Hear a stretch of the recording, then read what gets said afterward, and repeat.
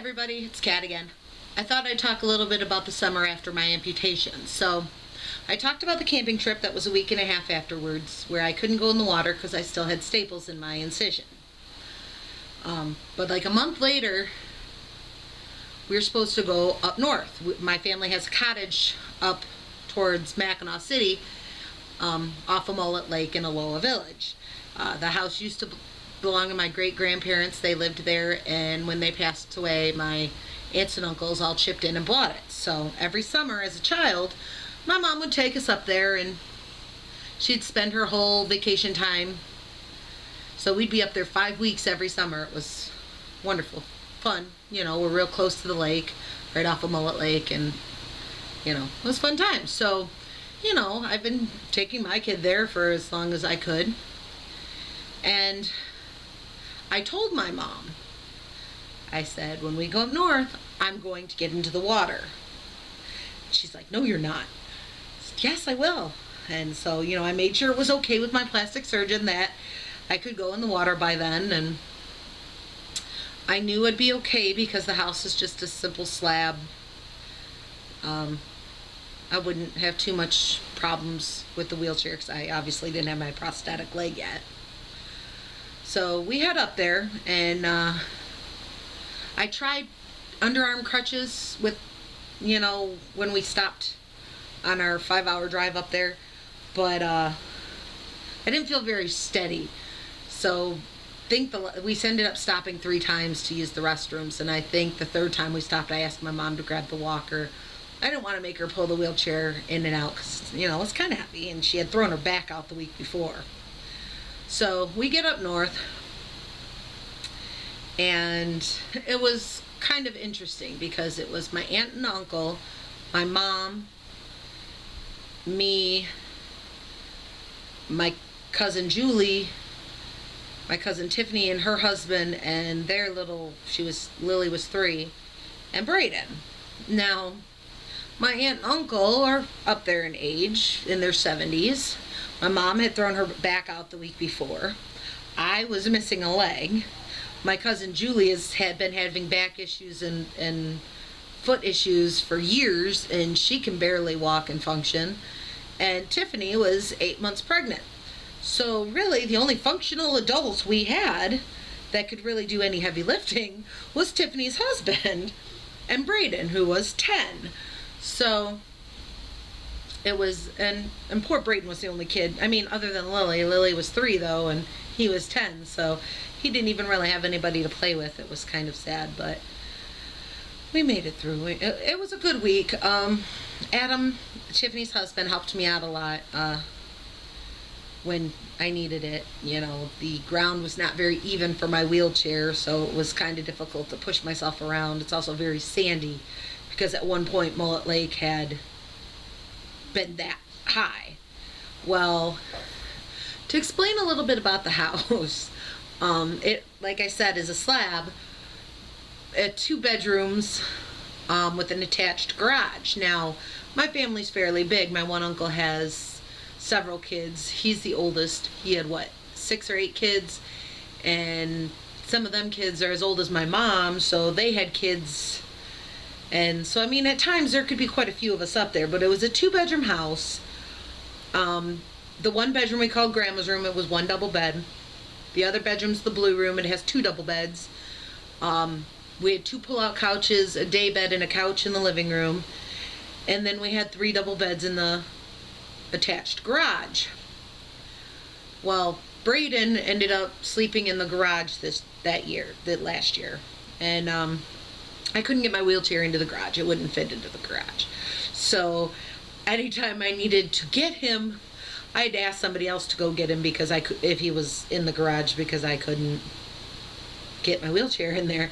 But I did okay. I could get through the main parts of the house, the living room and the kitchen, and go out onto the porch. And I couldn't get back to the bedrooms, but I had my walker, so I would use my walker to, I got to sleep in Grandma's room.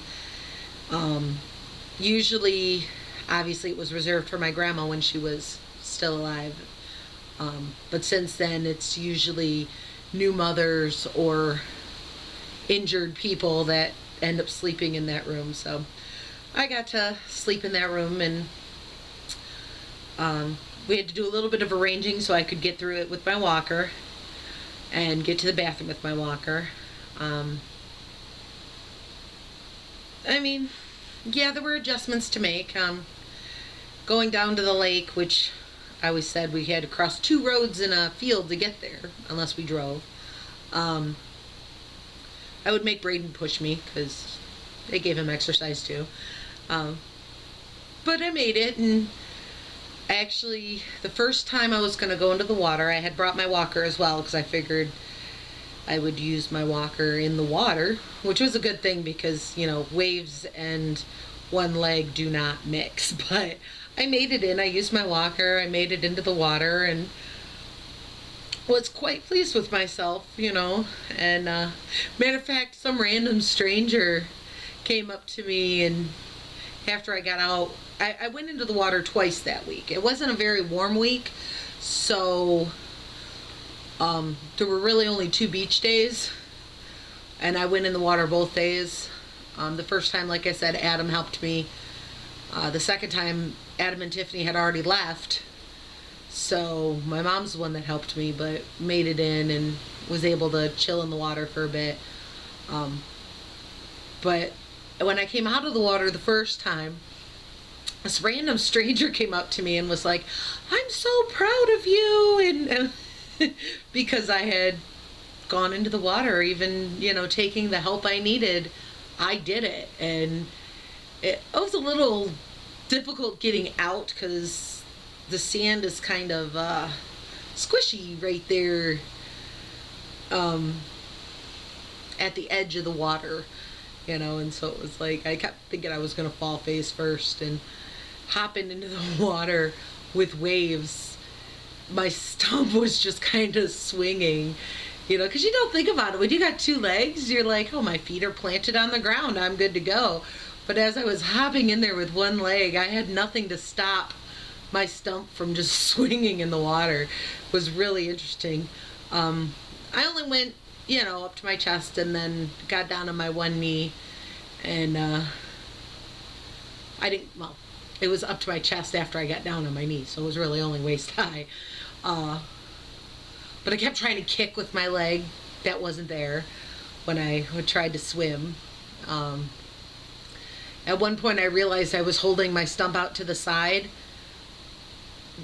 like it was going to touch the sand, but my stump is a whole like 2 inches shorter than my knee, so I didn't have to do that.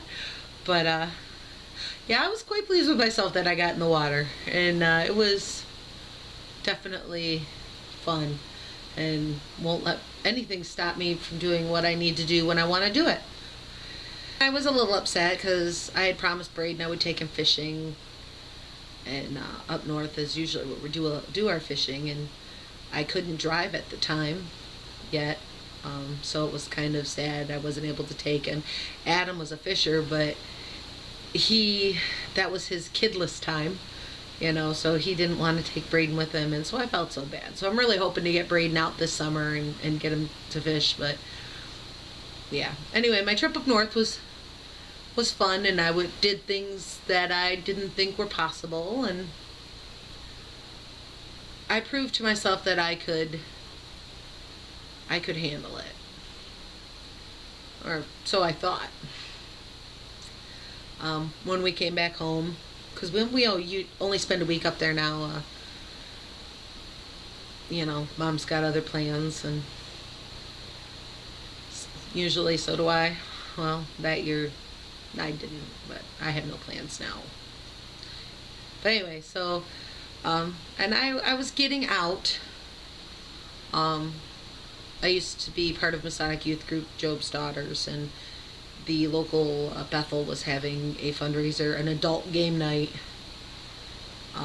So I went to that and had some fun, and I went to my friend's church barbecue. They took me, you know. That's when my wheelchair fell out of the back of their vehicle, which kind of sucks because now my wheelchair's all messed up, but it still works, so I didn't say much. But it was about the second week of August when the days that I had accumulated at work, because when I first went into the hospital, a lot of my coworkers donated vacation days, sick days, things like that to help me through it. Well, by mid-August, I had run through those days, and I went from getting a normal paycheck to, after paying for my health insurance, bringing home $154 every 2 weeks. And that is when my depression really hit. It wasn't so much losing the leg that hit me, although, I mean, obviously it's a big thing. It was the money when I couldn't pay my bills and I needed help, and it was like once I got out of the hospital, people forgot I existed. They helped when I was in the hospital, having fundraisers and doing everything they could, but it's like once I got home, people forgot I existed. And of course, when I started having those money issues, I felt so alone. But yeah, that's when my major depression hit. I mean, my mom has been wonderful. She's been like a rock to me. During those first few months, she was here almost every day trying to help me out and things. I eventually got her down to come in not very often, which when she showed up this week, one day she ended up spending 2 days here. Well, not continuously. She came back like the next day to help clean up because the house had gotten pretty bad because Braden's a little poop head when it comes to trying to do chores. But anyway, I think I'll stop here right now. Talking about the start of my depression has kind of depressed me again. But on the plus side, I finally got my medical appointment for my Social Security disability, so hopefully that comes through and my money issues will level out and I'll be good to go. But anyway, I'll talk to you guys soon. Have a good one. Bye.